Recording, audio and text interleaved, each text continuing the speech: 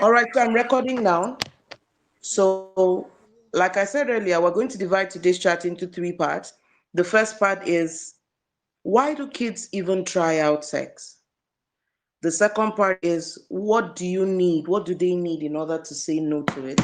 And the third part is, a new year is starting. What are some things you can start doing to ensure that your children, both boys and girls, yeah, but your girls in particular, because the conversation is tailored towards girls, so that your girls, if they've ever had the pressure to give in, they can now know what to do to deal with that pressure. All right. So the very first part of the conversation, why do kids try out sex? So there are so many things that make kids try out sex, but I just want to look at about, how many do I have on my notes? They're just about 13. So I won't spend a lot of time on each one, but everyone will just take notes, because even by noting why they try it out, you can start knowing what you need to do. All right. So the very first thing on my list is that children try out sex or say yes to sex, girls in particular, because they are naive. All right. So a girl starts to have a crush on a boy, and she has no idea what it really is. She just feels it's an intense feeling. The boy is also feeling maybe the same way or not, or he just sees that, oh, this girl is already liking me. And he thinks he too may be naive, or he may just want to exploit her. And he goes, all right, kiss me if you love me. And before you know it, sex happens. So naivety is one of the biggest uh, undoings of children today. We have a lot of parents who say they will not talk about sex, they will not discuss the possibilities of sex, they will not have any conversation because they don't want to take away their children's innocence. As true as that is, there's an age that that is a disservice. And so when children of that age, right, get into situations that could lead to sex, they don't even understand how important it is to say no. They go with the feeling. Unfortunately, when they have the first or second experience and they find pleasure in it, you can't convince them to stop easily. Yeah? The moment they experience it the first time, it can be difficult for them to say no. Please, can we all just mute our mics? Thank you. So the first thing is naivety. The second reason why girls, explore sex is rebellion. I don't know if someone can type naivety, being naive, and then the second one is rebellion. All right? The second one is rebellion. And where does this rebellion come from? Different things. If a child was raped, there could be that rebellion. If they feel that their parents are hypocrites, let me explain what I mean by hypocrite. Maybe maybe your daddy and mommy fight at home, but when they go to church, they pretend to be very pious. They pretend to be very upright. The children could act out. If you're also a parent that you're fixated on the impression that other people have about you, if you're fixated about your brand, your identity, and you don't have enough relationship with your children, one of your children can rebel to get to you, at you, by going into sex. Even children who feel that their parents pay more attention to their work, are so busy, and they need attention, can act out to that extent just so that they can call their parents' attention. All right. So let me see. There's someone's mic that is on. I need to help them mute their mic because it's interfering. Okay, I can't see the person at the moment. Please, can everyone just mute their mics? Please check your mic just in case, please. Thank you. I'm still hearing, I'm still hearing something. Abigail, Abigail, please. Abigail and Sandra, please mute your mics. Thank you very much. I'm grateful. So Rebellion is the other thing. The third one is wrong motivation. Some girls can think that, oh, if they have sex, that makes them bigger girls. Or if they have sex, they're going to have bigger hips, all right? All right, they can think anything. Anybody can convince them that, oh, if you have sex, this will happen. You look more beautiful. The boys are going to have respect for you. So that's the third one, wrong motivation. The fourth one is early exposure to content, sexual content. So if a child saw sexual content too early, it can be a trigger for them to want to experience it. That's why children who see pornography, children who see pornography may carry it out with someone else. They may invite someone to, they may ask a classmate, they may want to try it out. You know, when they watch pornography, it looks as if they're having the absolute time of their life. And so, children who may not know that sometimes that is acting, people may not know that that is acting. I don't know if adults also know that pornography is acting, is theater. I read about a porn actress who was no longer doing porn, where she talked about not one, they were acting, and number two, there were times that the girl is being very uncomfortable. Maybe they're choking her and she's in absolute pain, and she's asking them to stop, and they'll say that's the best shot at that time, and they'll continue. I think one of them is actually suing now. So now, when children watch stuff like that, they don't quite realize what is going on. And so it triggers them, it gets their brains all worked up, and they want to experience this. It therefore means that as parents, locking our doors during intercourse is important. Our children should not run into us doing our business. People are turning on their mics, is not helping us, please. Please help us turn off your mics, all right?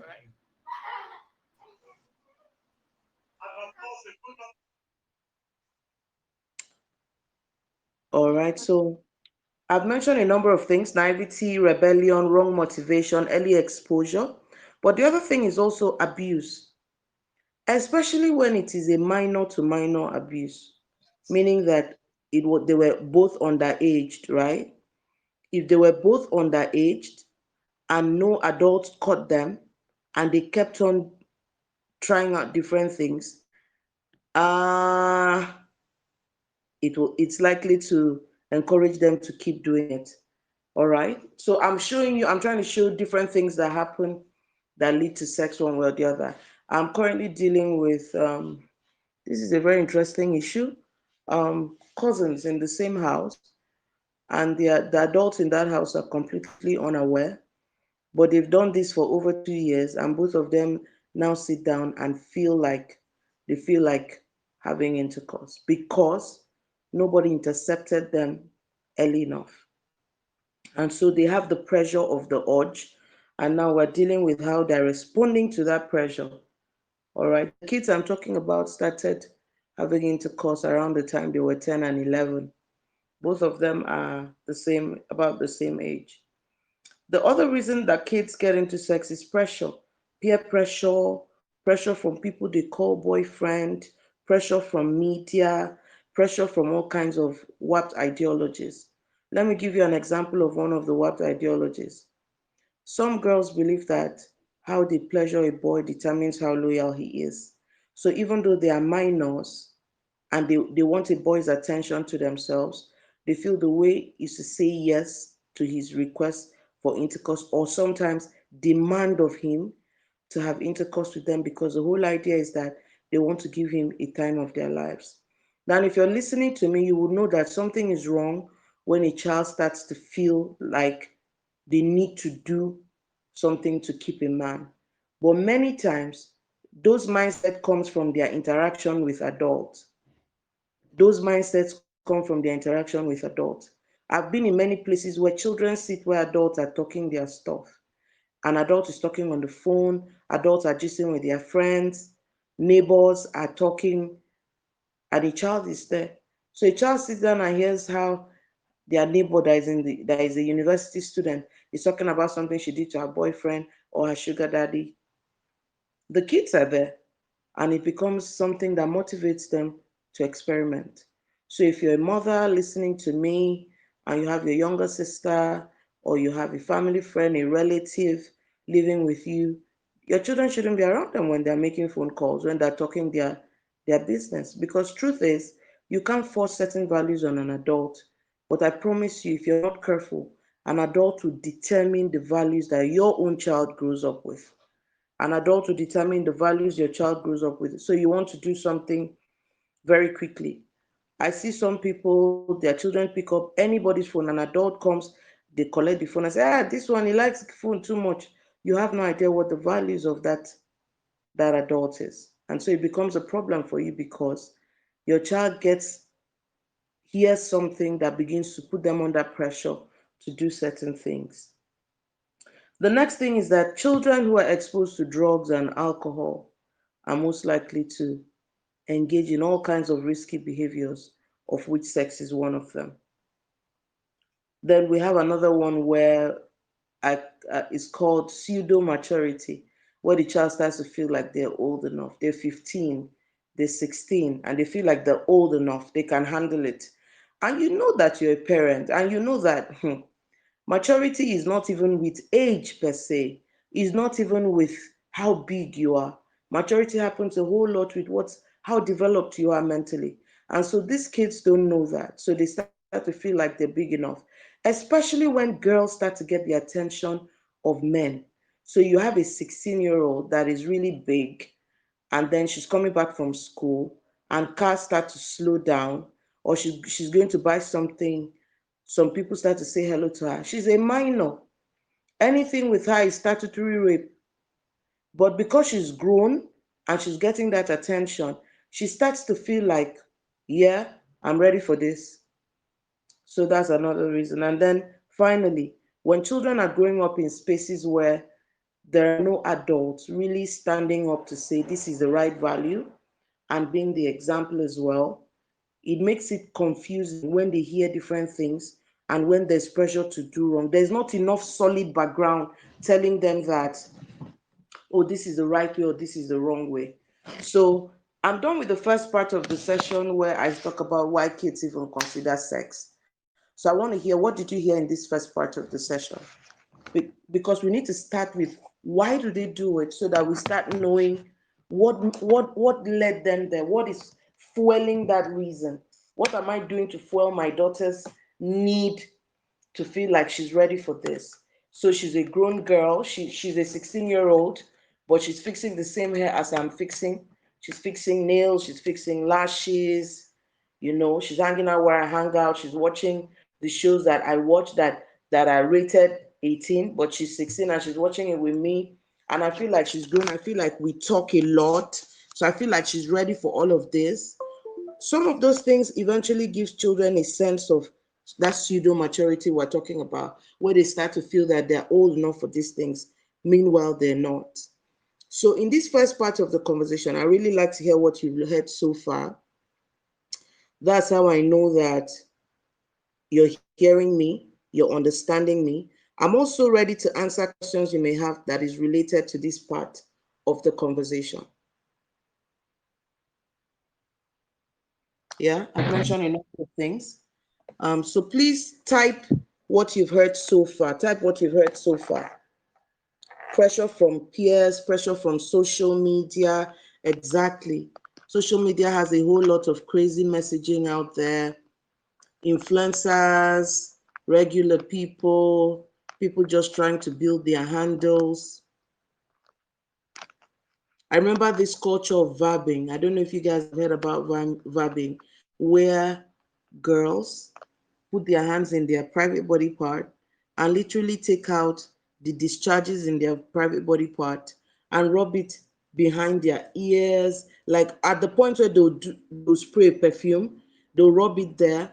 And the whole idea is that it attracts men. All right? The whole idea is that it attracts men.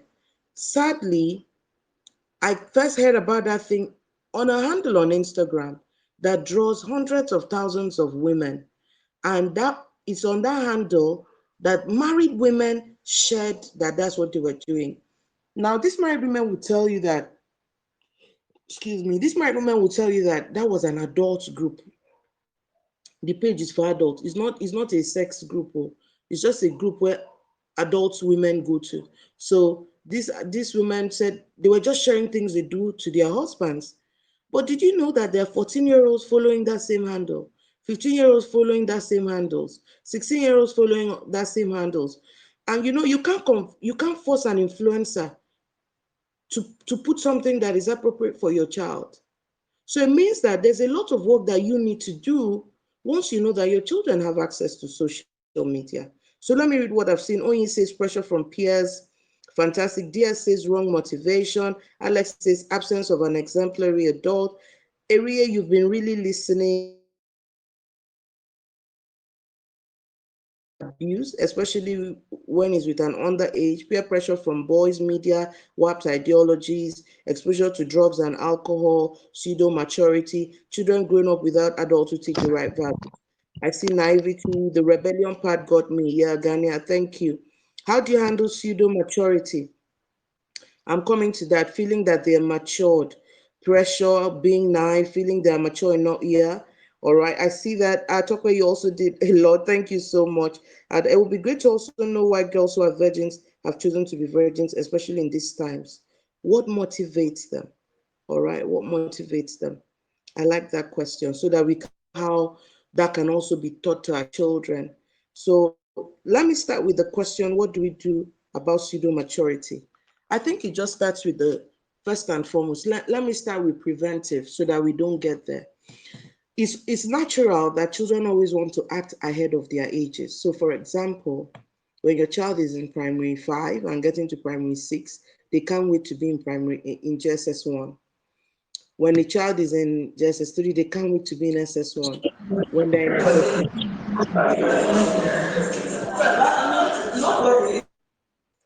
they're in SS 3, they can't wait to be in the university. There's the impatience culture driving where children want to get to next. So, as a parent, you can have a family value that says we will enjoy where we are per time. We will not be in a hurry. So, that's how I would do in my home. We will enjoy where we are per time. As a policy, my children have to finish primary 6. Somebody say, what has that got to do with what we're talking about? Is how I teach them that there's where you need to be per time and we're not in a hurry. We get to SS. So let me give you a typical example. Let's say you go to a church that the age for them to come to a teens church is so age. Don't let them go ahead. Try to make them enjoy every experience and then periodically call them back and say, do you know what? I wish I was 19 again. And when they say that, you say, let me tell you, there were things I could do at 19, I can never do at this, I can never do at this. In those storytelling experiences, you literally help them see that where they are, there is gold there. Where they are, there is beauty there. And you can also determine that there are things that are strictly for adults, strictly for this, strictly for that. And so you help them. So what about when grown men start to come after them? I'd sit down with my girls, especially the teen girls that I mentor. I'll say, let me tell you, number one, you look big, but you're not old enough for the drama. Number two, if a guy that is way older than you figures that you're that young, he's going to take advantage of you.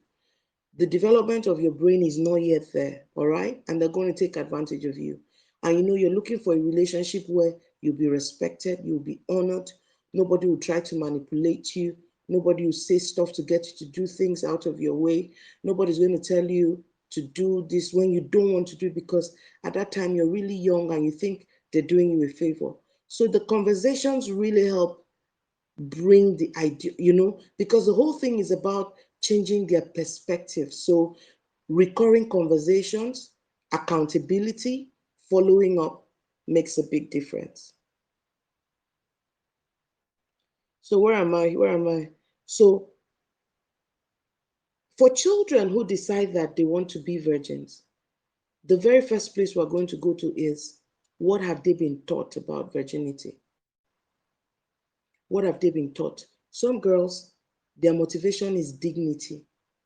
Let me tell you a story. When I was a teenager, I had a cousin who, while when finishing secondary school and getting into university, she had decided that she won't date anyone. She won't date, she won't get into a relationship. And so I used to wonder how she was able to do it. She said she won't date. And so one time I spoke to her, she said she did not want to marry with baggage.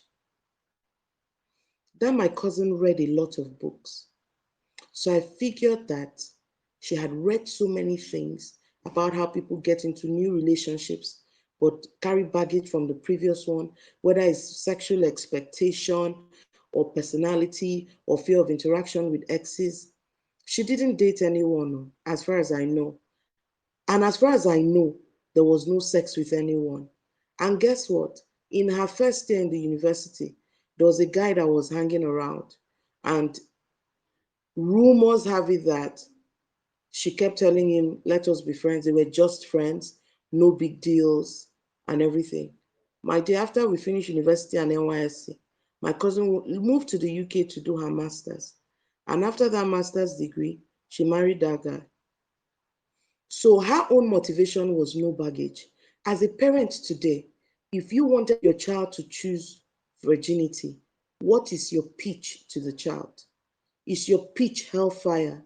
I just want you to know that if your pitch is hellfire, it is dead on arrival. If your pitch is hellfire, it is dead on arrival.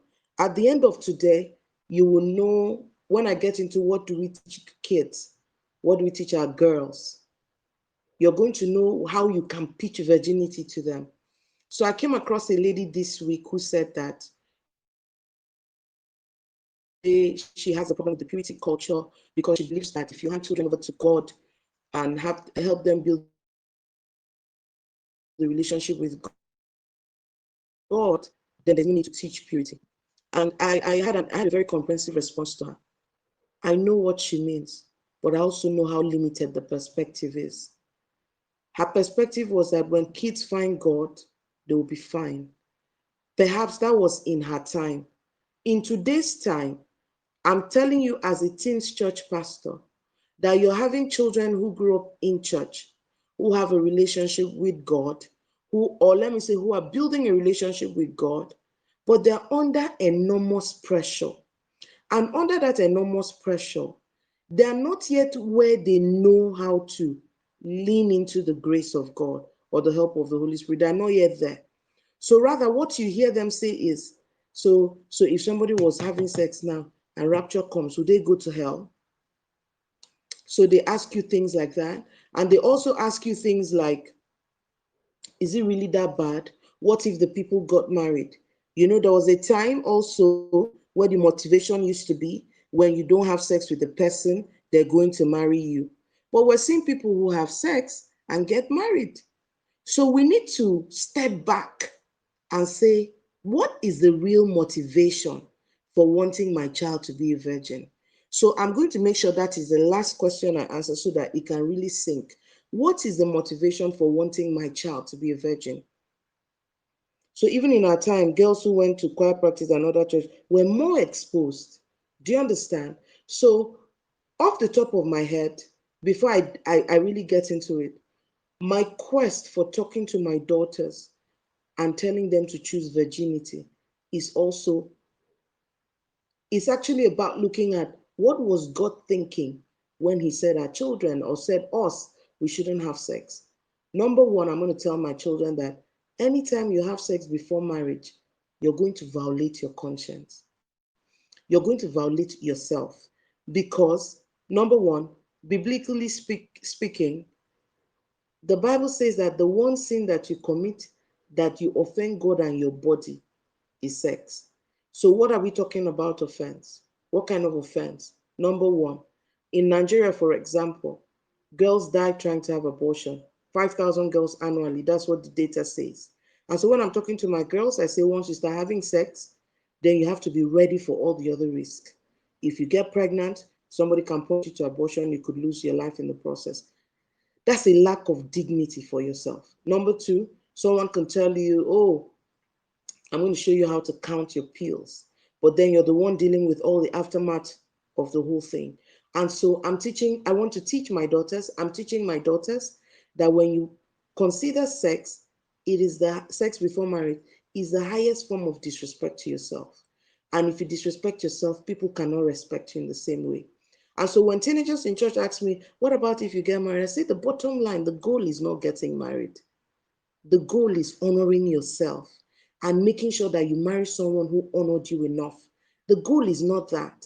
Many couples who have had intercourse before and maybe they've not really gotten to that place where they were really repentant and everything will always tell you that there's a lack of trust in their relationship because they've broken a lot of rules together.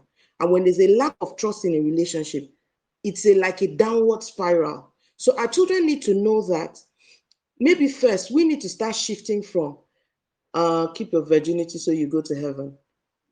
Nope. Or keep your virginity so that someone marries you as a virgin. Nope. I don't even buy the idea of telling girls that they're keeping their virginities for men. No, they don't.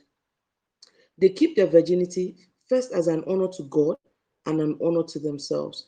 So for me, the biggest motivation is honor yourself. Don't let anybody treat you like crap. There is no pleasure in the world that should allow you let someone treat you like crap.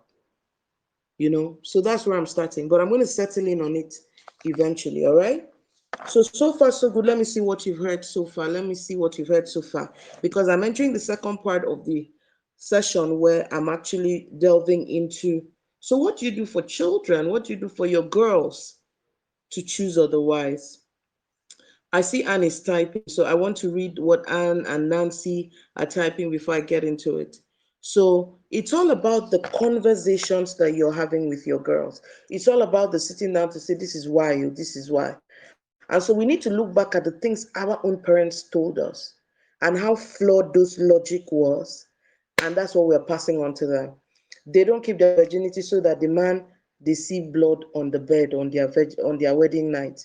Many people will not see blood on on their wedding night because hymens can be broken through daily activity. That's not the goal, but just honor to God and to self.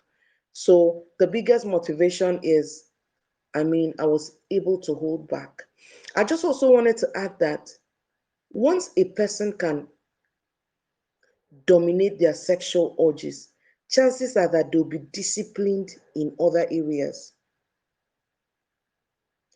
Once your girls have the ability to overcome the pressure of a boy saying, if you love me, do this, to overcome the urges that they would feel. Sometimes, especially when they're going through puberty and they're hearing all these things about kisses and smooshing and all of this thing being a display of love. Once your girls can beat past those pressures, chances are that you're going to have daughters.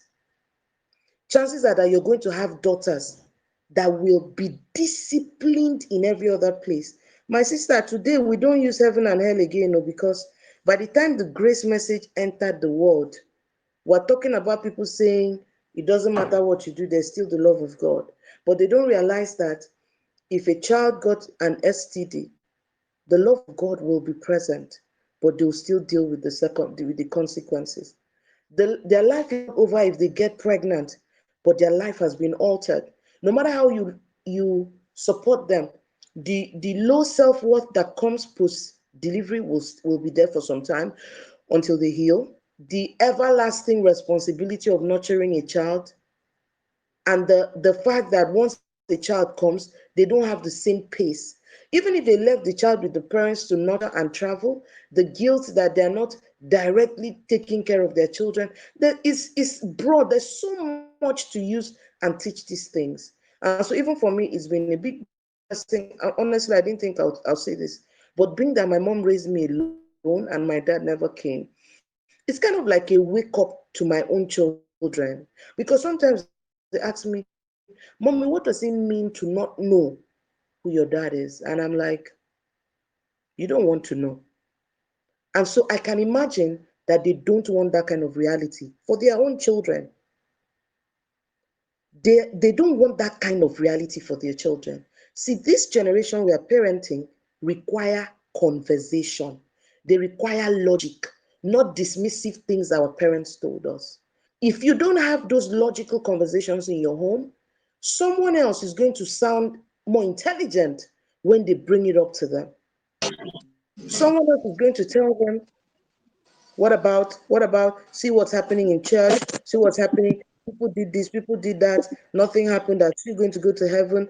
People have too many things to throw at your kids. So they need to be loaded logically. All right. So it's time for us to get into, so I don't want my daughters to have sex. The first thing I'm going to tell you is determine why you don't want your daughters to have sex. That's the first thing you do. Determine your why.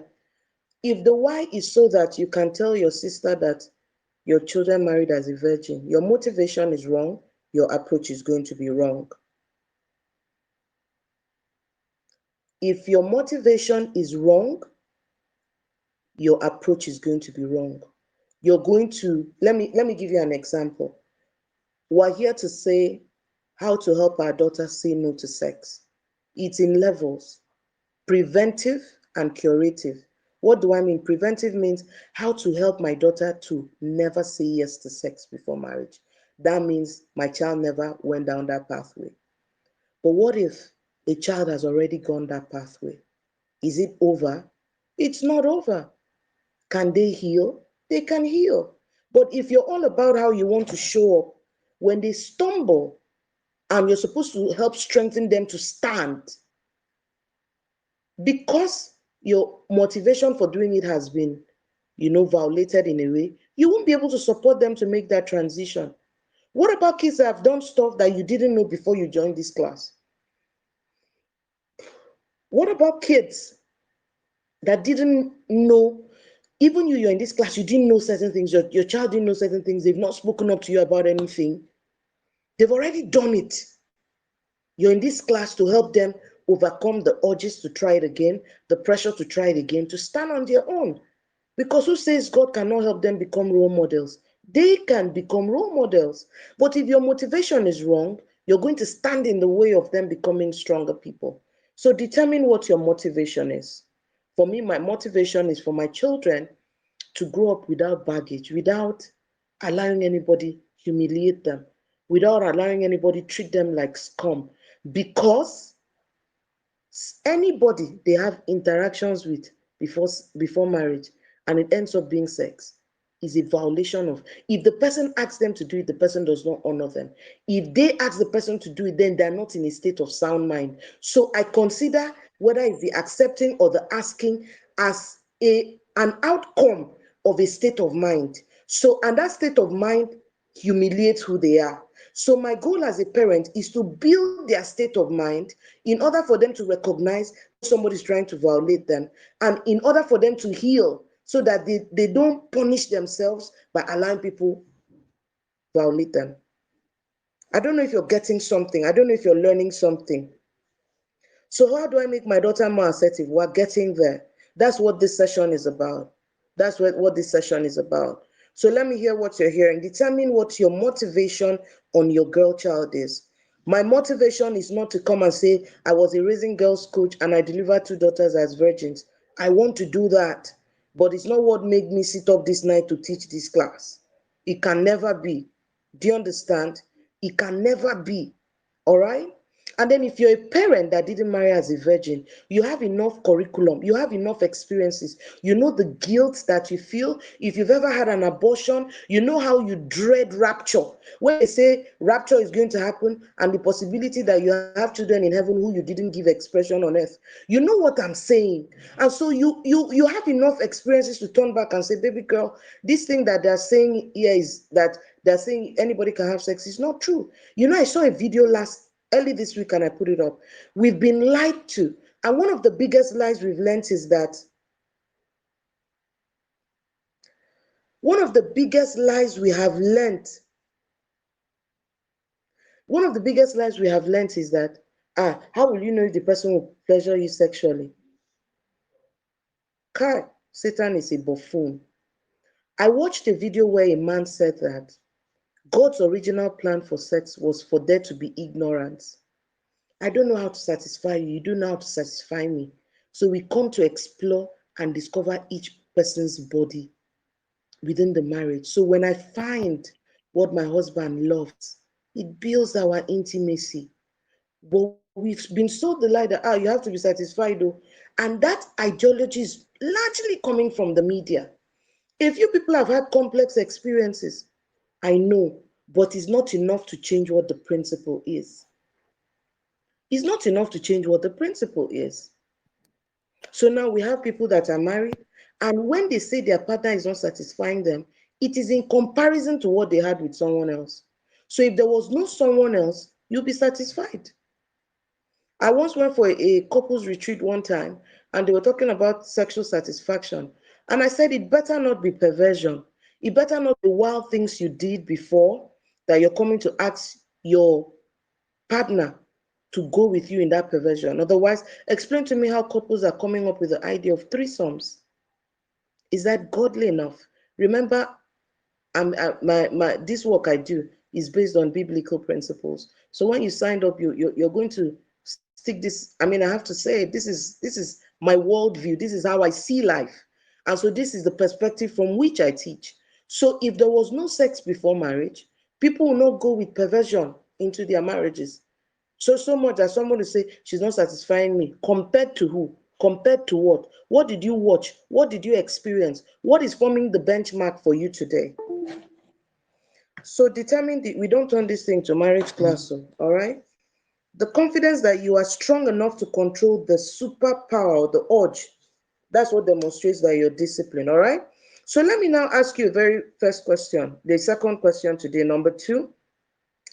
Do you really believe that there should be no sex before marriage? You know me, I like to keep it real. Do you really believe? Otherwise you're just saying, let her not do it yet until she finds someone. Do you really believe? All right. I see people saying, yes, I believe so, I believe.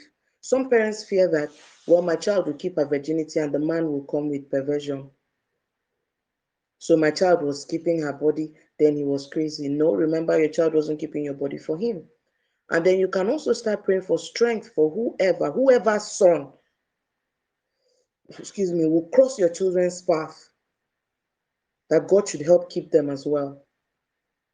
God should help keep them disciplined. God should help keep them strong so that your child does not deal with their own baggage. And you can say that prayer. God is raising people in different parts of the world to mentor boys. And I'm sure He's up to something. So we are not going to use the failure of the past generations to prepare for the next. All right? So I believe it is possible. So let me explain what I mean. I don't mean whether it's possible. There are parents who tell you that, man, nothing that you do that a child will not do what they want to do.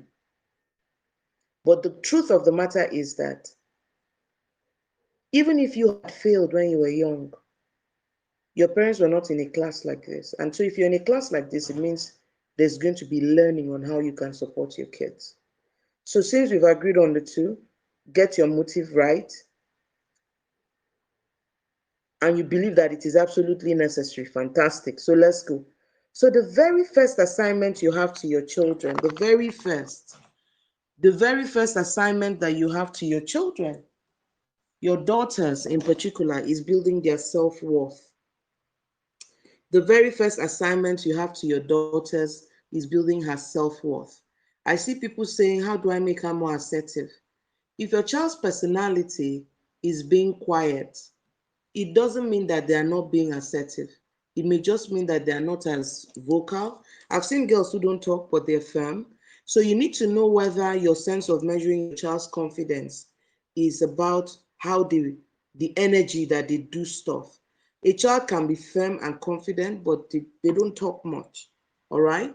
So building self-worth is complex. It has a lot of things. All right? It has self-awareness. It also has self-acceptance.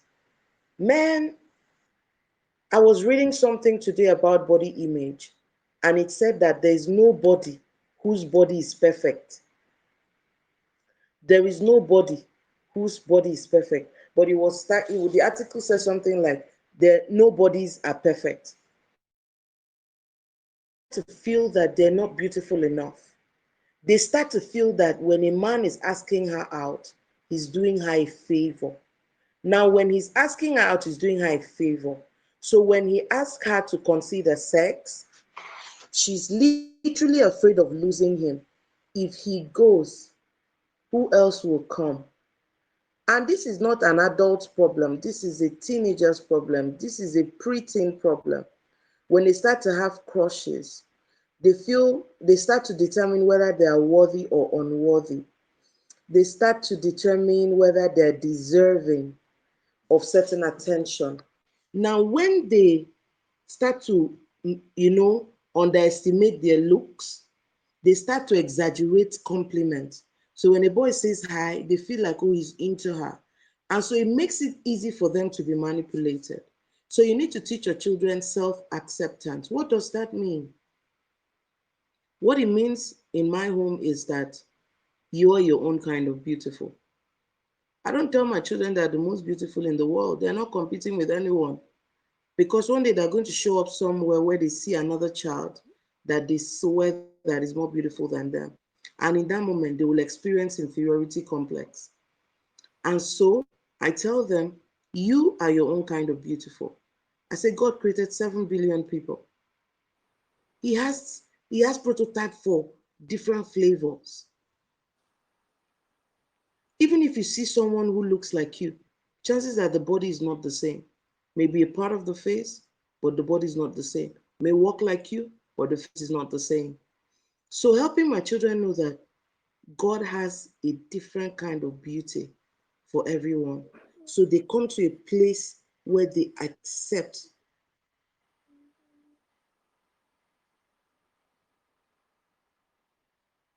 All right?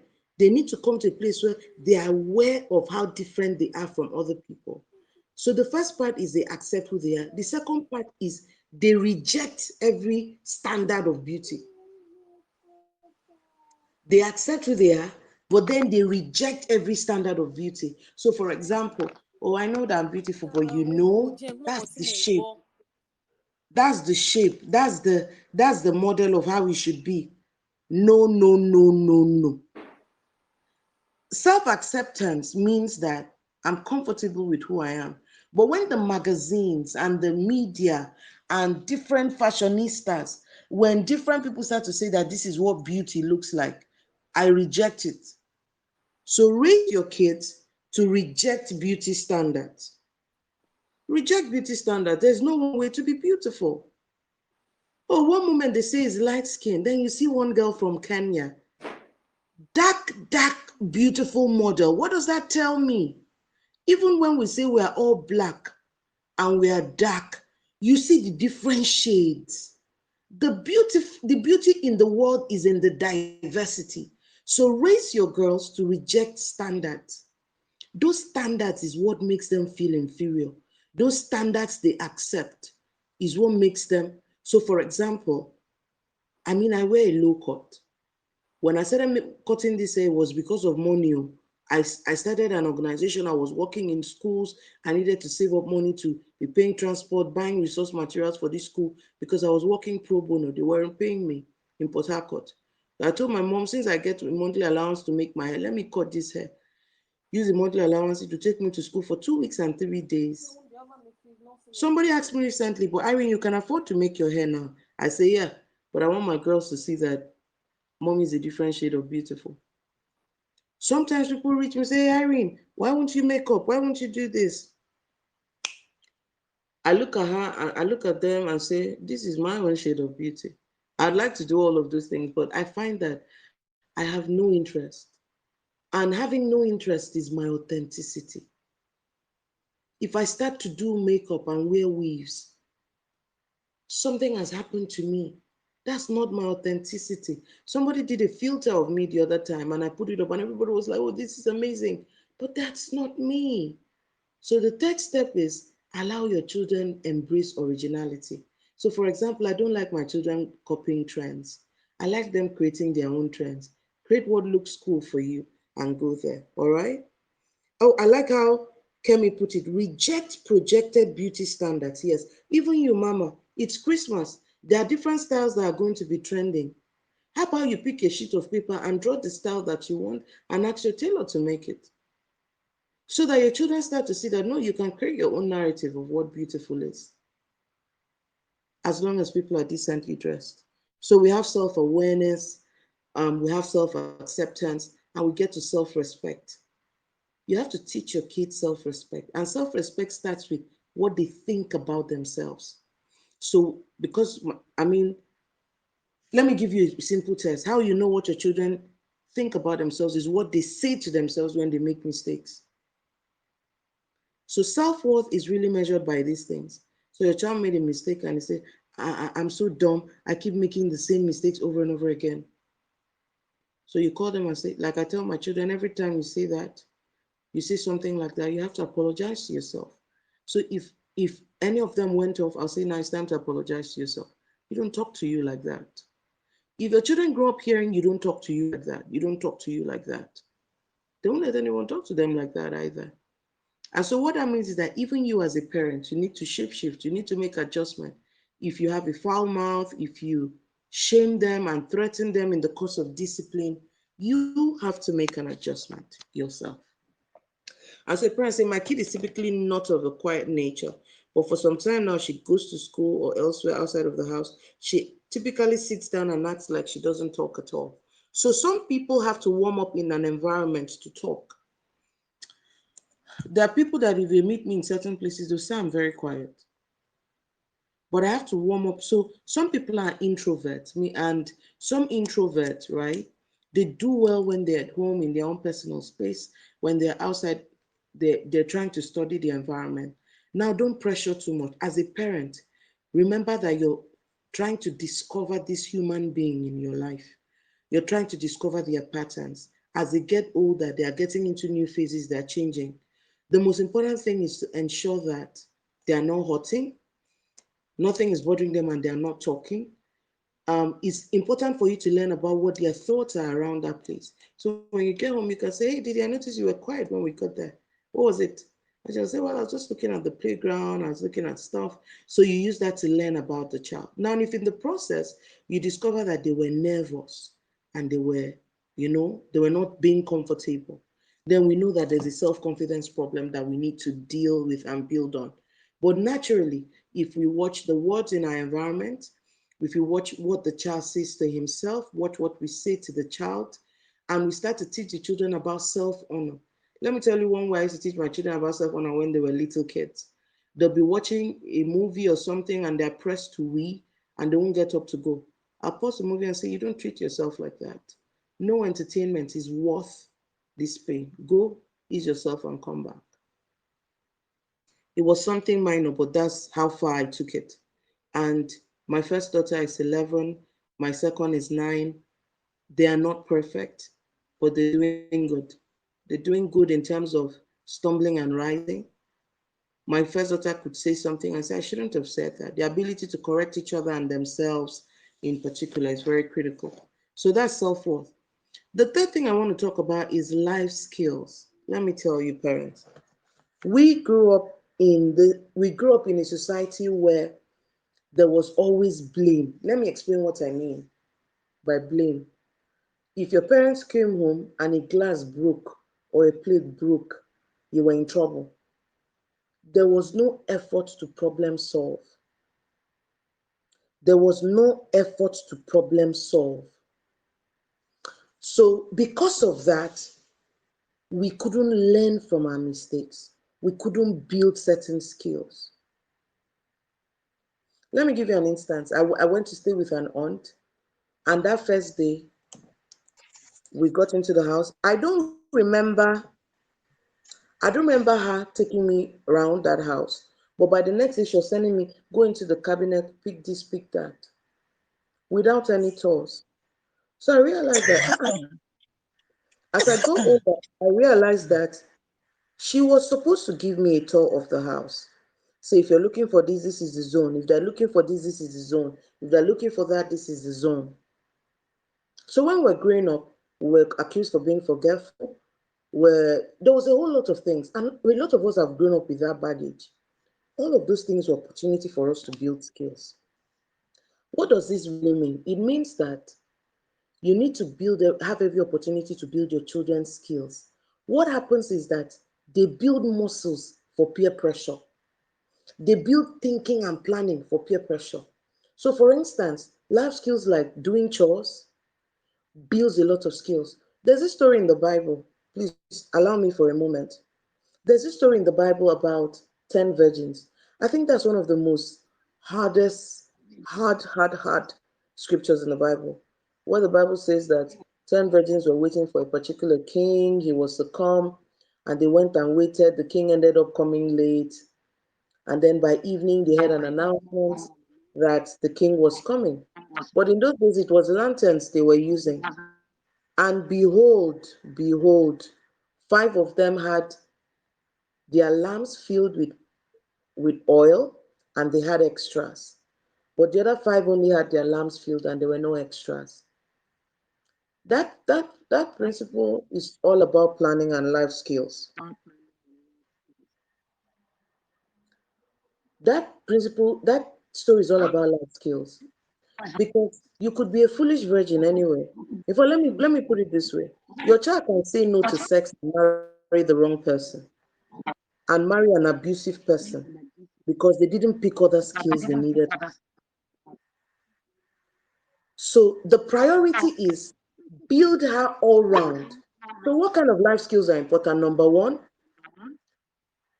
planning is key.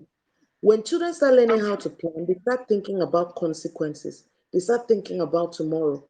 That skill, they're going to need it when they're under peer pressure. If I do this, what could come out? If I do that, what could happen? Planning. Number two, critical thinking. Critical thinking. Why is my body changing like this? A guy tells her, let me tell you, if I kiss you, if I have sex with you, you're going to have hips. And she pauses to say, how does hips and sex relate? In the biology of things, what's the relationship?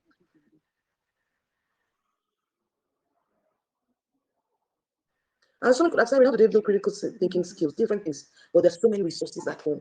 There's so many things at home to use and do it. Organizing chores, doing meal plan, cooking.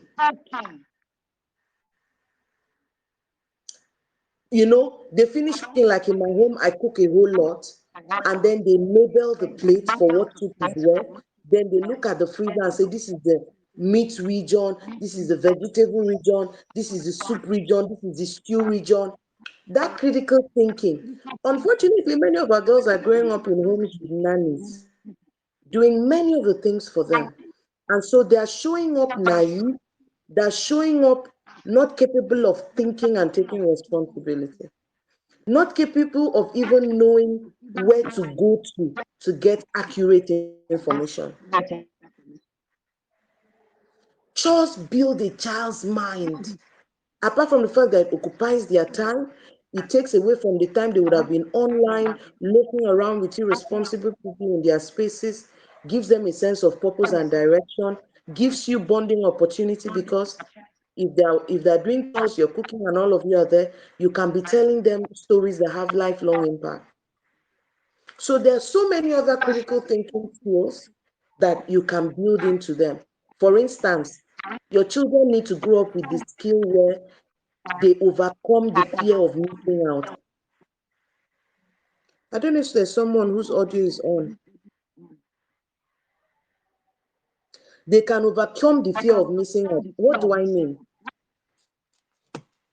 I don't know why I'm getting echoes. They can overcome the fear of missing out. What does that mean? Many girls are having sex because all the people around them are having sex. All the people or their classmates say they're having sex, or their classmates say they have boyfriends. So the kids are under pressure.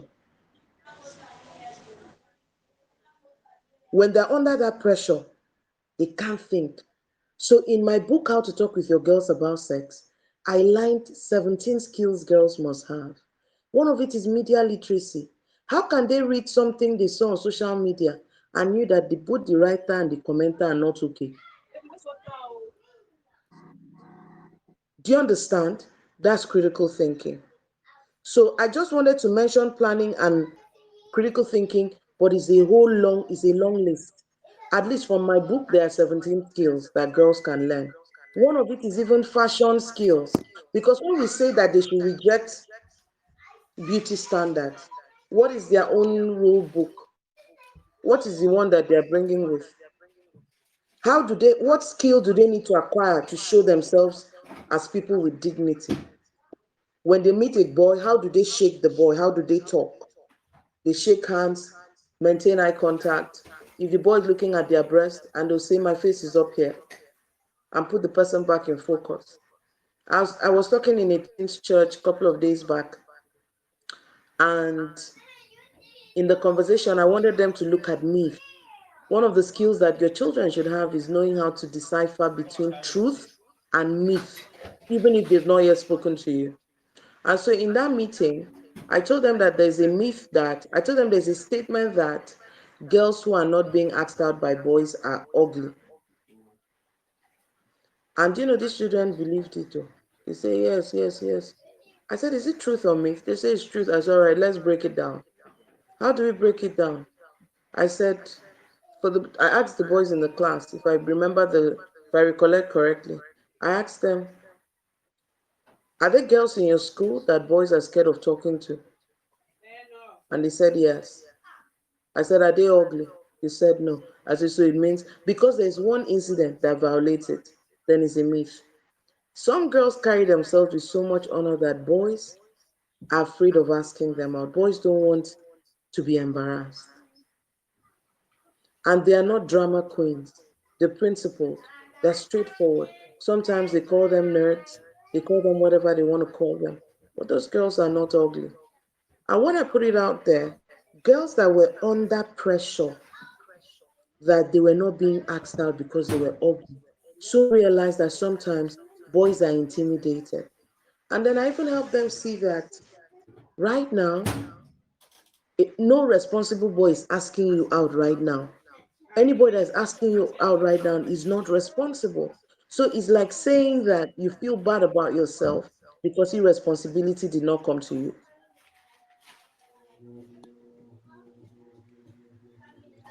Do you understand? Brilliant, smart girls are not asked out because the boys don't want her to look stupid. But do the brilliant girls know that that's a superpower? So how about we go back and teach them that boys not asking you out is a superpower and not the other way? Boys not asking you out is a superpower. So let me go to the fourth thing. I hope I'm on course. Knowledge. Build your daughter's knowledge base. Do you understand? Let me share a secret with you. There's a channel called Nat Geo, National Geography and Discovery, right? This Christmas, reward your children for staying on that channel. This Christmas, reward your girls for watching Nat Geo Wild and Discovery. This is secret, oh. Take it to the bank. The more girls know about how the world functions, there's a way they start to see themselves. It's not an arrogance. It's not arrogance that they know too much. It's just an awareness of what life is. The urge to have sex thrives in ignorance. The urge to have sex thrives in ignorance. Nothing special about them. It's only that one. Boys' validation is only that one. So you know now, you know what we are saying tonight. Our girls are more than that. So we're looking at what are the opportunities, what are the things that make them say yes to sex, and we're closing it. See, you see those princess movies your kids are always watching. You see that, my sister, there's not wild, there's the one for adult too. There's the one that, before I say adult, that a 15-year-old can watch.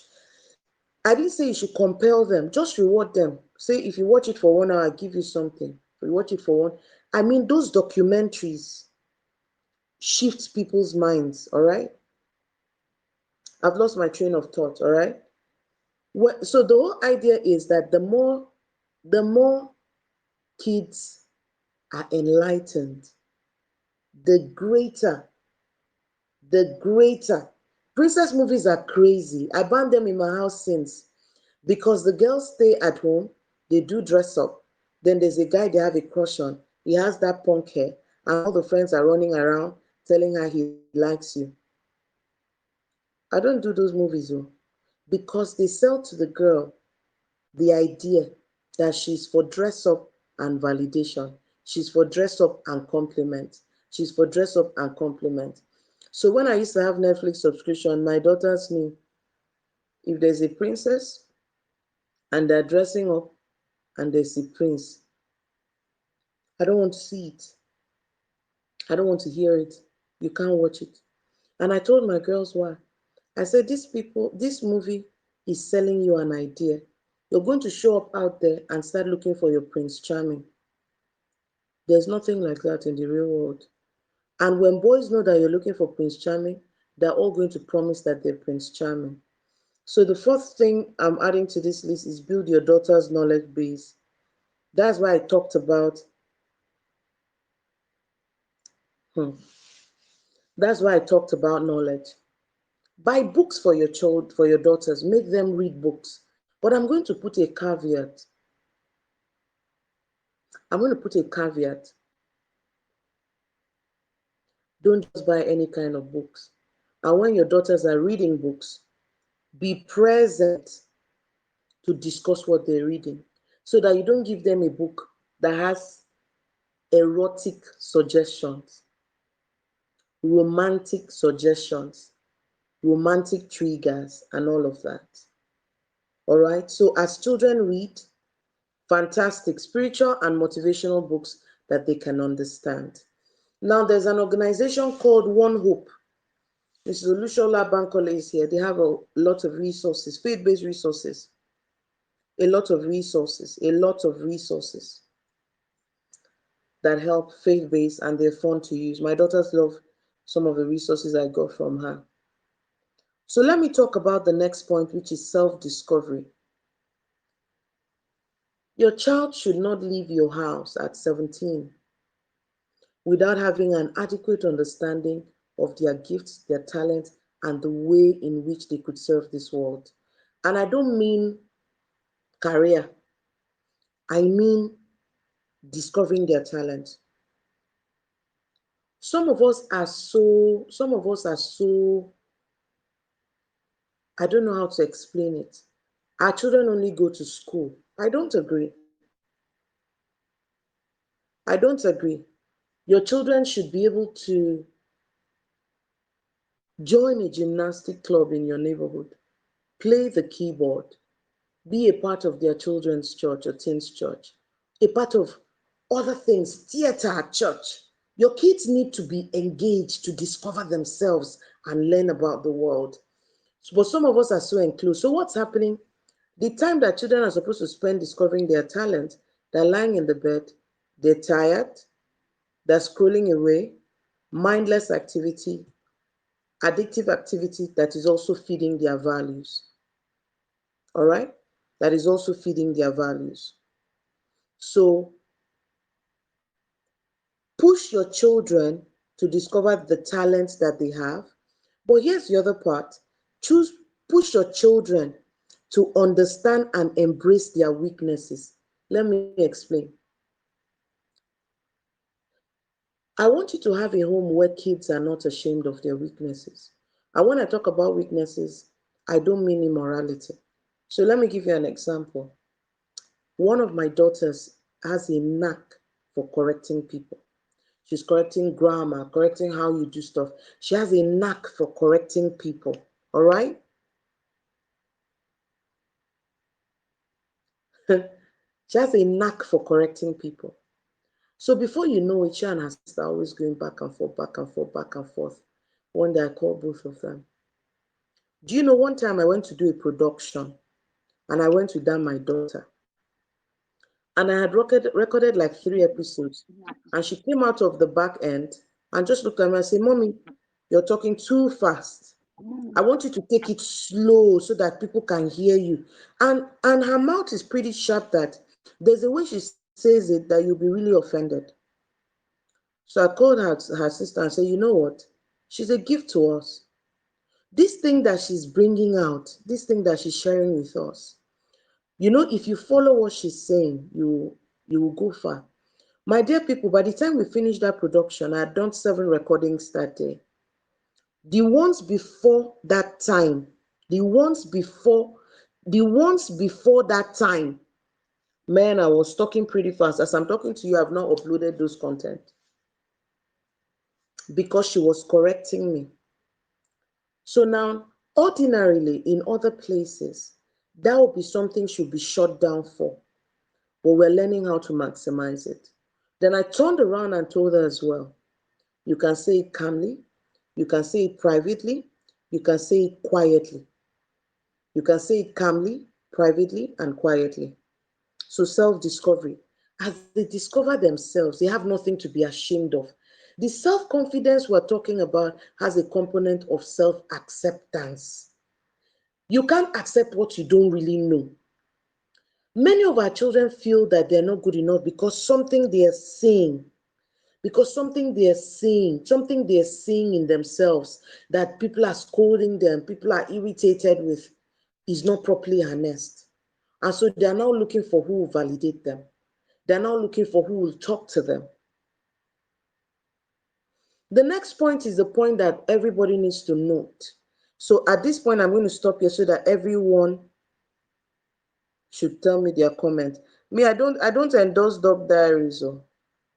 So please tell me what you've learned so far. Tell me what you've learned so far that you're going to use. It's okay to point my bullet points to me, but tell me something you're going to use when we leave here. Tell me something you're going to use when we leave here. The last 4 points are the most important points, all right? The last 4 points are the most important points. Thank you so much, Ella. You've been doing a fantastic job here. You've been doing a fantastic job. Tell me what you're going to use, please. Tell me what you're going to use. I have, okay, I have 1, 2, 3, 4, 5 points, all right? Build my daughter's knowledge bank, yes. Get your child to have knowledge on different things, on politics and countries and history and cooking and traveling and transportation, on different things. The broader their mind is, the more skills and muscles they have for decision making, because sex education is really decision making, all right? No, we shouldn't be ashamed of our weaknesses. We can harness them. We can know when to use those weaknesses for good and when not to use it at all. When, to read the atmosphere and read the environment and read when it is good to or not. Learning how to talk to my children without being insultive. More patience when they make mistakes, yes. More chores and being involved in the kitchen, fantastic. Remember, now we're in the kitchen not because we are going to marry. Your girls are not learning to cook so that they'll cook for their husbands. They're learning to cook so that they'll eat decent meals, so that you can plan family treats and everybody will enjoy yourselves, where you get to the point where you can create fun memories within your home. All right? Teach my children to enjoy where they are per time and don't facilitate hurry.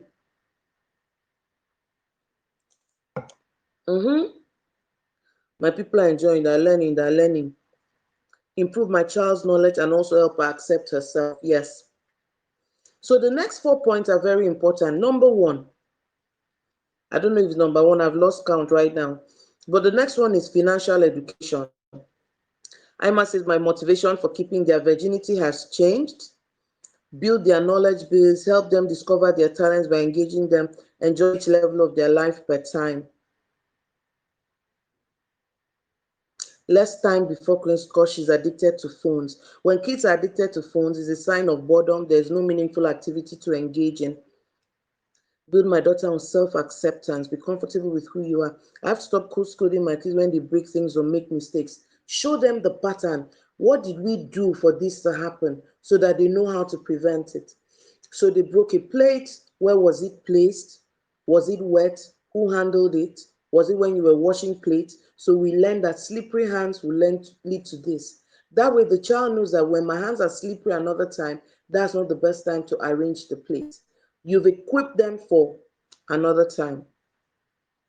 All right?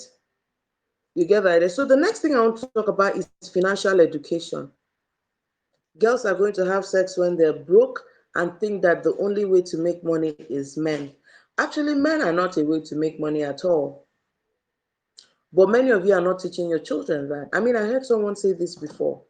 For many of us, when our children need money, Telling them to ask their father looks like a good idea, but it is not. Telling them to ask their father is not always a good idea. Ella, the next point was self-discovery. Number 5 was self-discovery. So your father, your daughter comes, say, Mommy, I want to go and make my sister. Let your father come. Oh, that's a curriculum there. Oh. That curriculum says that monies come from men. So if a man says, I'm going to buy you an iPhone, let me have sex with you. It's going to be. Somebody says, I do that so that she builds a relationship with her dad. Let her talk to him about other things, not money. Or let it not be all the time. Let them not also see you saying, give me money for this, give me money for this. So when I do some work, like one time one of my daughters went with me for a speaking engagement, and when I was done, I think those people gave me a check. And I showed her, I don't remember. No. I was teaching a live session in a church. And so when I was done, my daughter asked me, are they going to pay you for doing this? I said yes. And she said, Mommy, for just sitting in front of this thing, they're going to pay you. I said yes. So she learned how mommy works to earn money. Girls can do hard things. Girls can work and make money. This idea of you're going to find a good man and you measure a good man by who can take care of her, that ideology needs to die. Because that's the ideology behind sugar daddies. That's the ideology behind Ron's girls. That's the ideology. Pick my bills, I sleep with you. Raise your girls to start creating wealth, or at least knowing how wealth is created. I teach my daughters, you have talent, people have you have talent, people have problems. Once a talent you can solve a problem they have, you can earn money solving their problems. Once a problem they have, you can solve. Once a problem they have, you can solve. Once a problem they have, you can solve. You're going to make money. So you show up in the university and you find out that some of your classmates don't understand the subject you teach. You can design worksheets for them. You can do master classes for them. You can do tutorial. The very first book I wrote in my life, I wrote it in my second year in the university. It was titled Mathematics for Finance. I wrote it as a handout, taught my classmates. We did tutorials and they were paying for it. 2 years after I finished university, people were still asking me for that handout.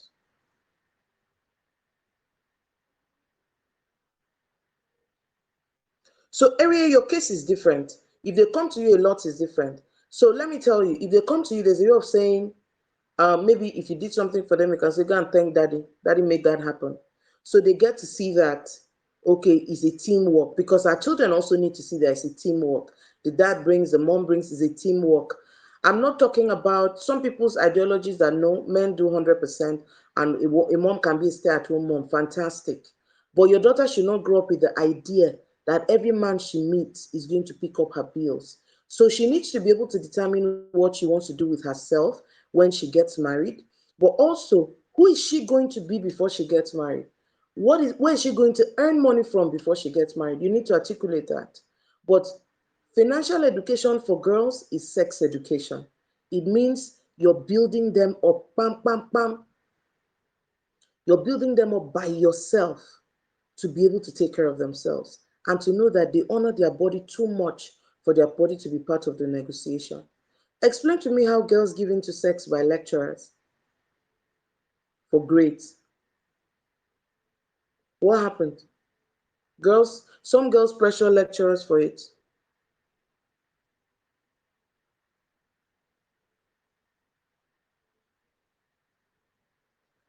So you can you can correct them and say, Mom didn't pay for it, so go and ask. All right, you can. Some children are interesting, but you get the idea about the financial education part, right? The next part is you have to build your children's ability to map their influences. Let me explain what I mean by mapping influence. When your daughter starts to like a particular top, ask her who sold the idea to you. Where did you get this idea from? I always want my children to go back to where the influence is coming from so that they will know when the foundation of the influence has a problem. So one of my daughters comes home, for example, one day and says she wants to barb her hair a certain way. I said, oh, cool. Why do you want to do it? And the girl, one of my friends said it was really cool. Da, da, da, da, da. Okay, why did your friend think it was cool? I said, oh, there's a particular celebrity that does it. Oh, cool. What is the celebrity known for? So in that questioning, they start to know, oh, this is the person trying to shape my values here. So when they practice that, where did I get that idea from? When they meet a boy and they like a boy and they talk to a friend, and the friend starts to say, do this. Or they start to feel the need to do something. They start to feel the need to have sex. So ask themselves, where did I get that idea from? Oh, Onome said it wasn't a big deal. Why did Onome say it's not a big deal? Onome is already having sex with this person. Okay, so she wants me to. What is the benefit I've seen in her life that she wants me to also experience? It allows them think through stuff. It allows them think through stuff. If you notice, in the thread of these conversations we're having tonight, you're seeing that you're equipping your child holistically in such a way that they can say no to sex even if they are not living under your roof. Anything that your children do, primarily because they are still living under your roof, has not yet entered though. It has to be something they own. It has to be something they're passionate about. The next thing I'm going to talk about is recovering from failure. Please type recovering from failure.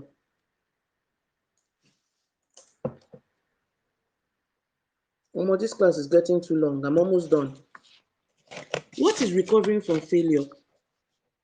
A child made a mistake in that time, but when your children make mistake, get help for them.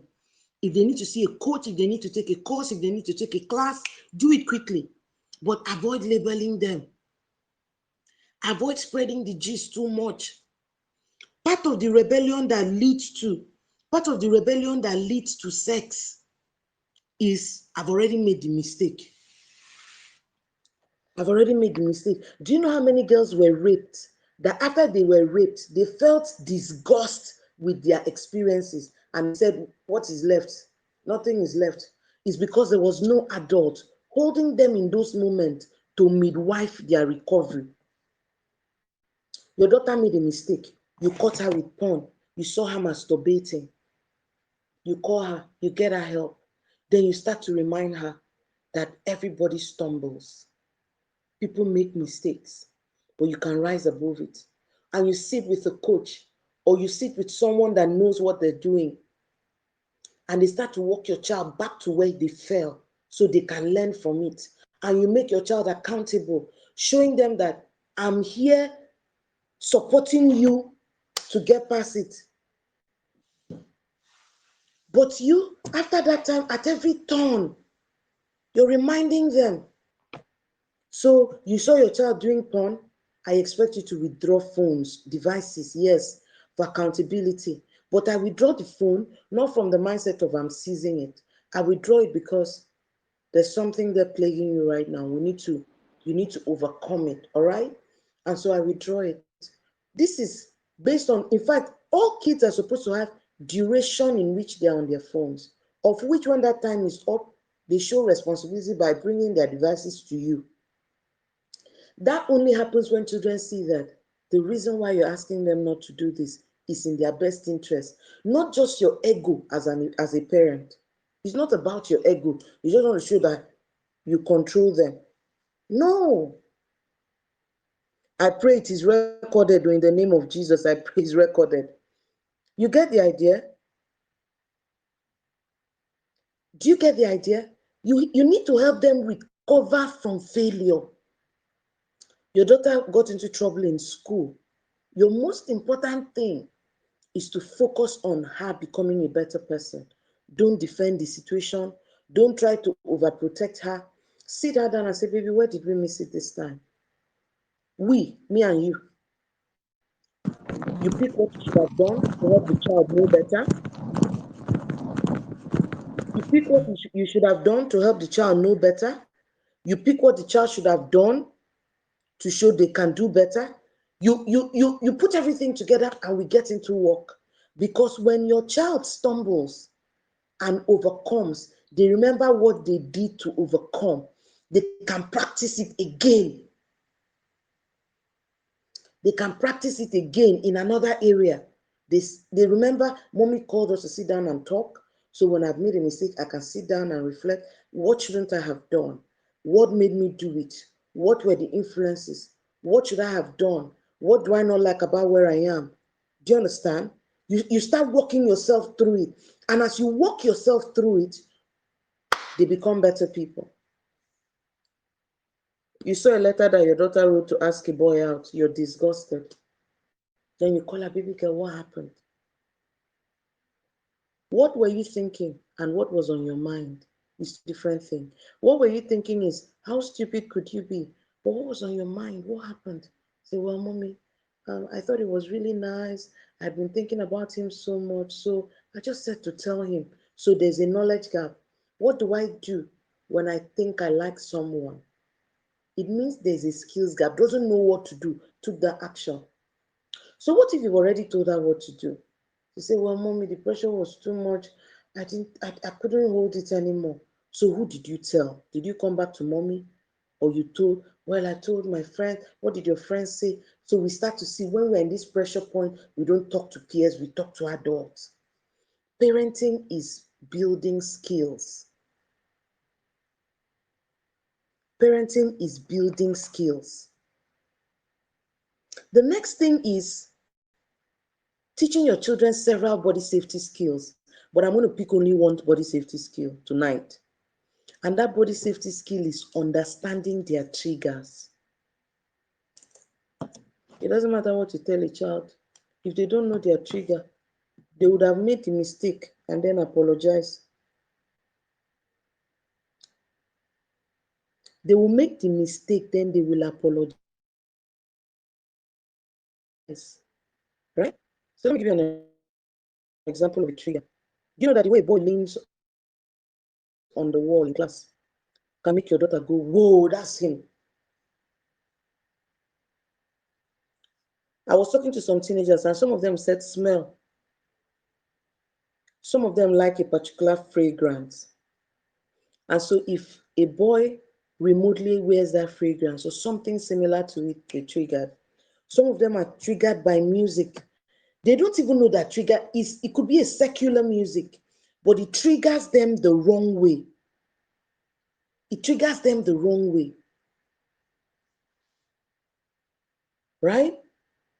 Some of them feel a particular way when they're ovulating.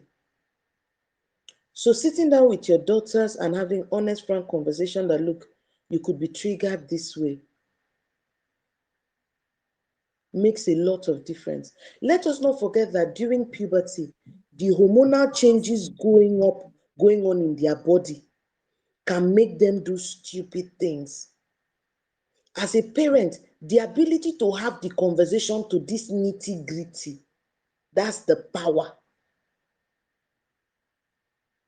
The ability to have these conversations. Some of them act stupid when they're with their circle of friends. When they're alone, their head is correct. Helping them know that they have triggers. Do you know sometimes, for those of you that your daughters sleep in their rooms with their phones, that they can chat, who they chat with at night determines the extent of nonsense. The more they chat at night, the more they chat, the more the chemical on their brain makes them more attracted to the person.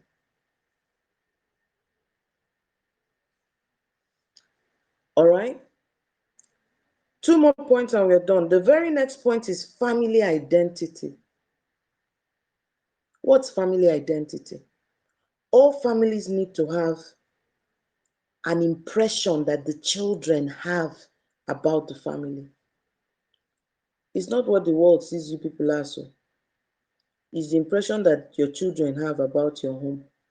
So let me give you an example. Husband and wife need to sit down and say, what thoughts do we want our children to have when they think about home? What thoughts do we want our children to have? Because it gives them a sense of where they come from. If we say we're going to have a home where we don't label people, there will always be support. There is no shaming. Like in my former house, I had this big poster on the wall written, "Love lives here." Love lives here. Children who come from loving homes always run home. Wherever they go in the world, they are eager to run home. Kids who are into sex are running away from home. Please, somebody should help me type that. Kids who are into sex are most likely running away from home.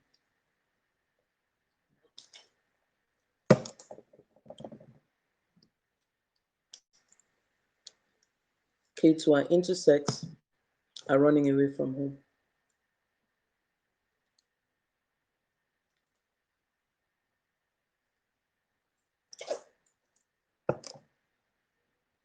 I meant love lives here.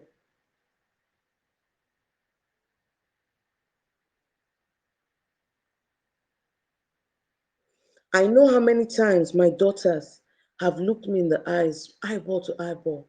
They say, "Mom, I'm so thankful that you're my mom." Because they know that when you make a mistake, come home.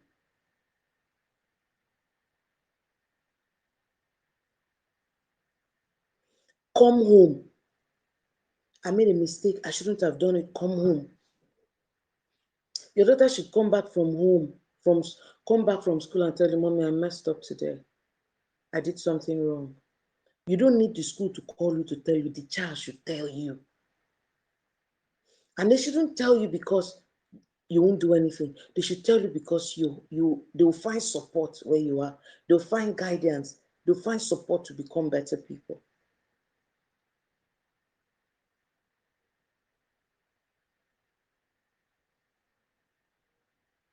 So tell me, is how you started with them.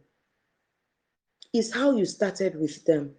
It's not just today that everything is going to change.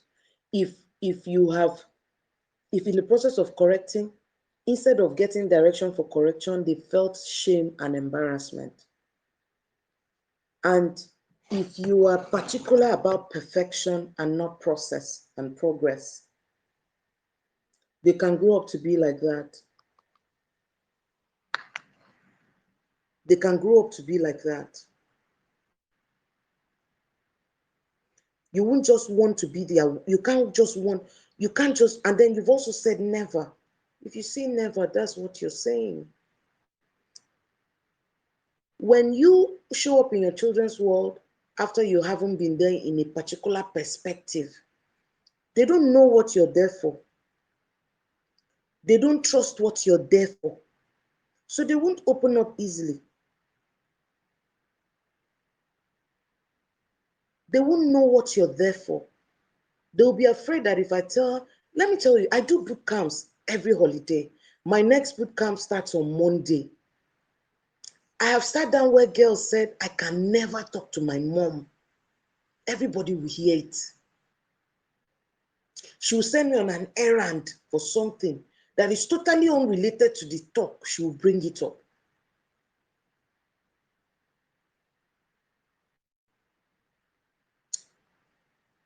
So I know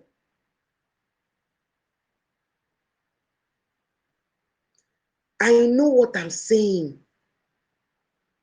Your kids don't trust the people out there anyway. So when you're not available, they just turn to anybody. Yeah, I like how Irie is putting, start from somewhere and don't expect miraculous, speedy. Give them time to respond to you and see that your motive is right and they can trust you.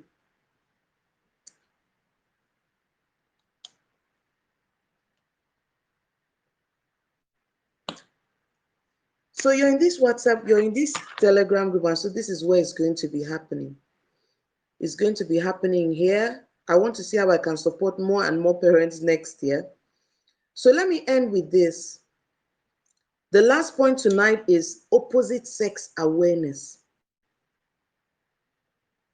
That's actually sex education for children from 9 to 11 12 to 14, 15 to 17. Opposite sex awareness. Opposite sex awareness. Did you know, I'm just going to end it with this sentence. Did you know that when puberty kicks in, boys pretend to love girls to get sex, and girls think that they're giving boys sex to get love?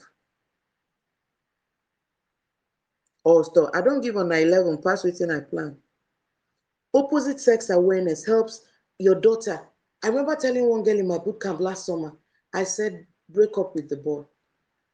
She said, if I break up with him, he's going to die. She has an illusion about what he feels about her. And there are some people that could say, what if it's real? Well, if he's already touching her, one way or the other, something is awfully off. It's not an honor-based conversation they're having. She has a sense of her value in his life that cannot be substantiated. In Easter, during the Easter,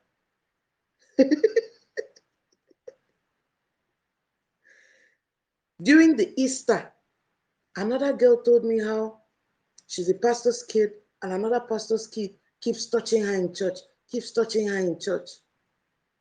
I had to tell her that you know where you find him, he knows where he finds you. You like the impact of what you think you're doing to him. He likes your availability for it.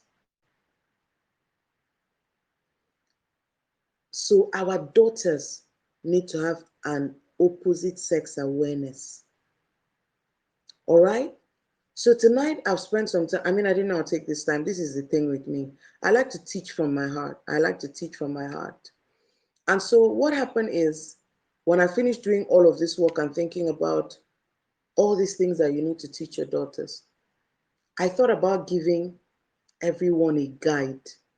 So let's say, what is the guide to opposite sex awareness? What do I tell my daughter is about it? For example, I'm not sure if that made it to the keto. I thought about making a guide that had a number of things. Let me read some of the things that in the pack. I thought about making an affirmation for girls that were aged 9 to 11, 12 to 14, 15 to 17. I thought about making mom and dad affirmations. I thought about giving families here like a family identity guide. How do we build the identity of what we want our children to see us as? What do we do for it to become something they are conversant with? How about giving us a wholesome discipline guide? I want to correct my daughter. I want her to know that what I said is important. But how do I do it without shaming? And so I've designed a pack called Say No Bundle, right? Parenting isn't easy, I promise you, but it's worth doing it when you have support. So I've designed a bundle called the Say No Bundle, but it contains 12 resources that can help you in building a daughter who can say no, whether you're there or not, whether she's 200 hours away from you or not. And so, I want to share that bundle with us. Hey, Benedicta, how now? Okay, I like this. Benedicta, I'm just going to post my number here. I hope I got it right. Yep. Benedicta, just send me a WhatsApp here, and I'll be happy to be on your radio show. So back to what I'm offering us tonight. So if you're a parent here and you're like, you want to take all the things I said tonight very seriously, I have a bundle for you. But that bundle is coming out on the 10th of January. I want the Christmas to be over. And when the merriment is over, we can start the work. So I've designed a bundle called the Say No Bundle.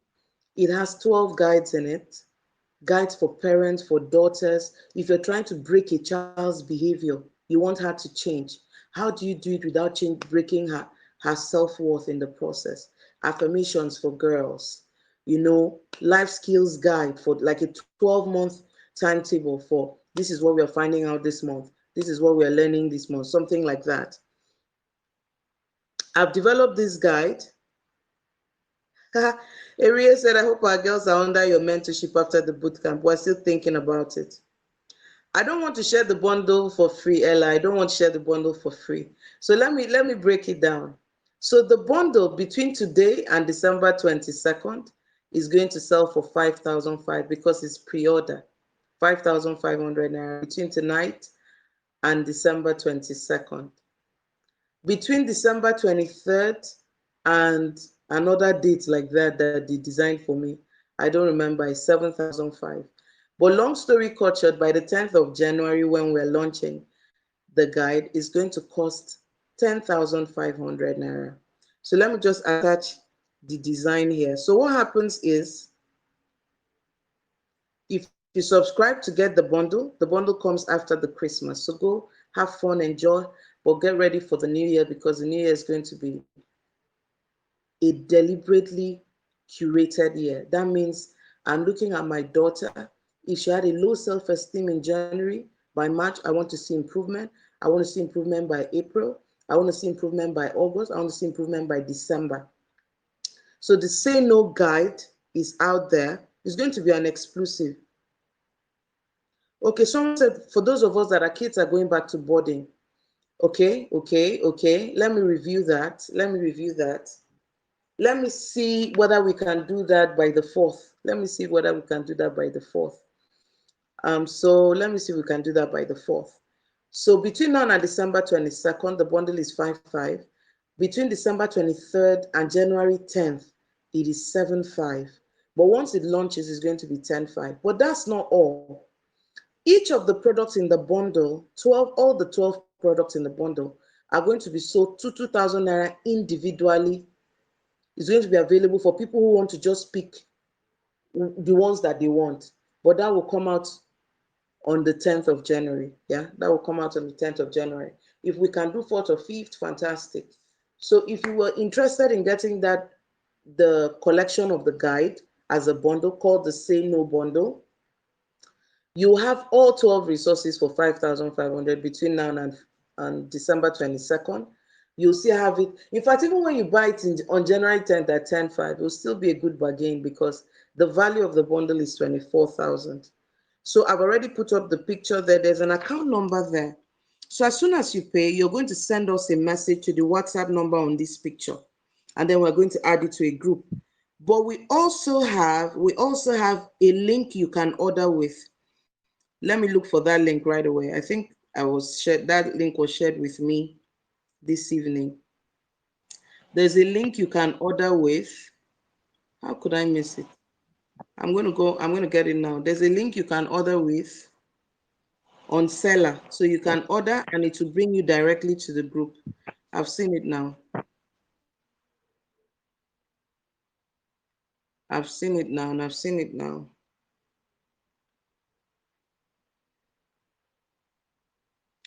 I'm almost there. I've copied it. So you can also order it online directly. This is the link if you want to order it directly. But remember, it's all pre-order. Yes, I've seen it now. Okay, I've started seeing people paying for it. So let me read some of what is inside the bundle. There's affirmation for girls of different ages. There are 3 sets of affirmation for girls. There's an affirmation that moms say about their girls. There's an affirmation that dads say. That means you can print that one and your husband has it in his car and just keeps speaking it over the kids. We have a family identity guide that contains how do you build an identity within?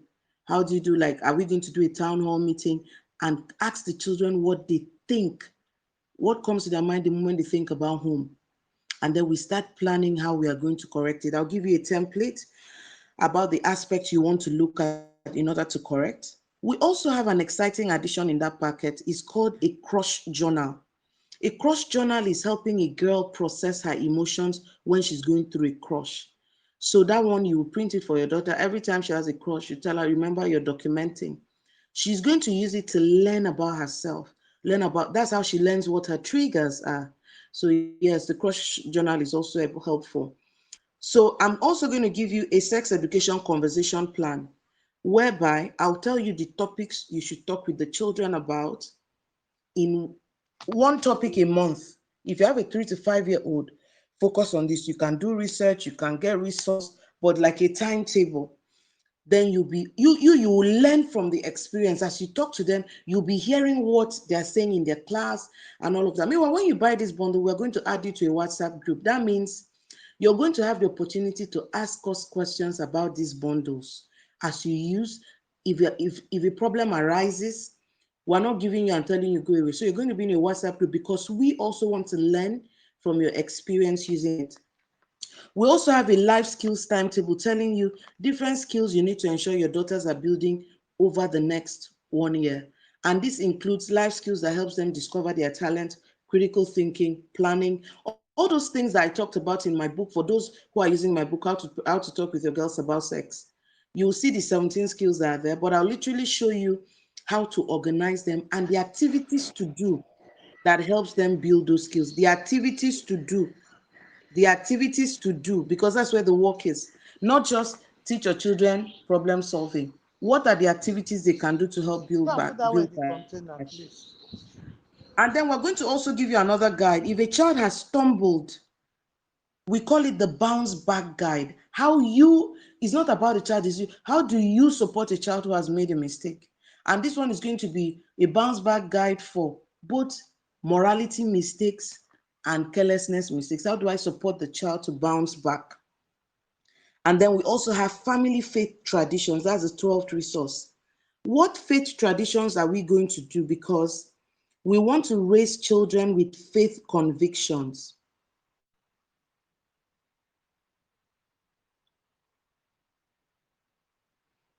Okay, so if you're talking about the bundle here is for parents, so this bundle is for parents. It's only the cross journal that is for the kids. Only the cross journal and the affirmation. So I'm sending it to you as e-copies. So you'll see each document in the folder will have the age group it is for. So you'll be able to take out the one for your daughter to use. For instance, the affirmation, when you print it, you cut them into small papers. You can have them in your car when you're going to work to just keep, speaking over them or having them speak it over themselves. So, so the whole idea is we want to do more to support parents because over the years, the only resource I've had there for parents is my book, How to Talk with Your Girls About Sex. By the way, if you want to get the Body Smart Girl bundle, which is 100% sex education, 100% sex education, right? You can get, I now have it in e-copies. Let me see, I'm making a mistake now. Seller.co/. Yeah, the Body Smart Girl bundle in e-copies. I've made a mistake. Oh, please give me a moment. Edit. That's why I love this. That's why I love this Telegram. So we have the Body Smart Girl bundle in e-copies now. You can buy for different age groups. That one is different. Digital parents can buy, daughters can buy. I say daughters, you can buy for your daughters, you can buy for yourself, but they're all digital now. So you can check that one out. That's not the Say No bundle. That's our sex education bundle. For those that have been following us. So we have a not in the bundle. Yes, Mama, I saw your comment. We have a not one of the guides is how to build faith convictions. What can you do daily to make the word of God real to your children? What can we do? The many ways to make the word of God more exciting, whether it's by devotion, whether it's by different things, how to help our children have their own encounters with the word, all right? Last December, I released a set of resources for children to do Bible reading and, journal, but I soon realized that it may have been too bulky.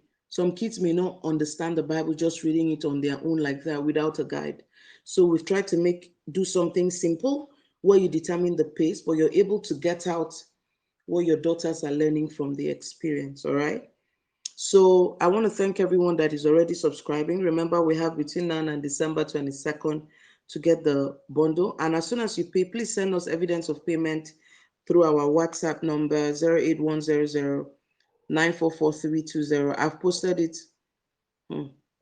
944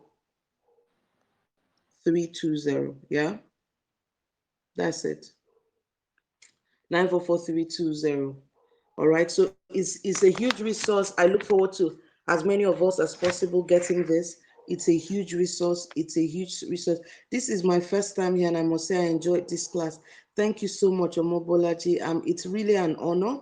It's really an honor. Thank you, people. No, no, no. The Body Smart Girl Doodle book is not the same thing as the Cross Journal. That one is about body safety, sex education for all ages. There's a 3 to 5 for 3 to 5-year-olds, 6 to 8-year-olds, 9 to 11, 12 to 14, 15 to 17. It's 100% sex education. So that is a resource that your child should use and learn about their body changes and all of that.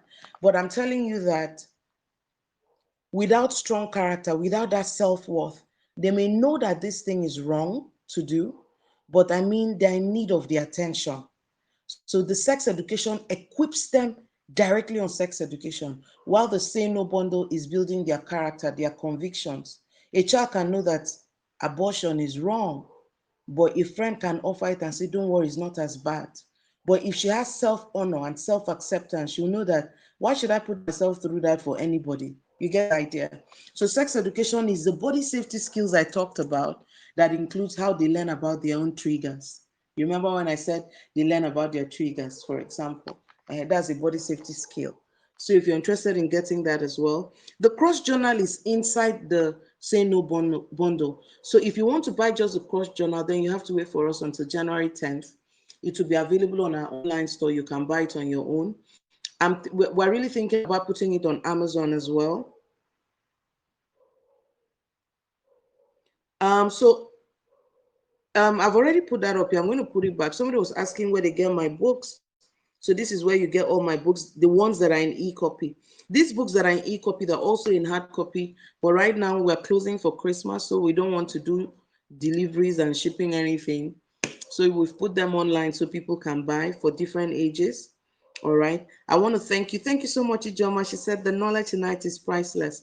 I'm so grateful that we recorded this, so it's going to be up here in the group, and we can continue to engage. So throughout the Christmas, remember this group is open.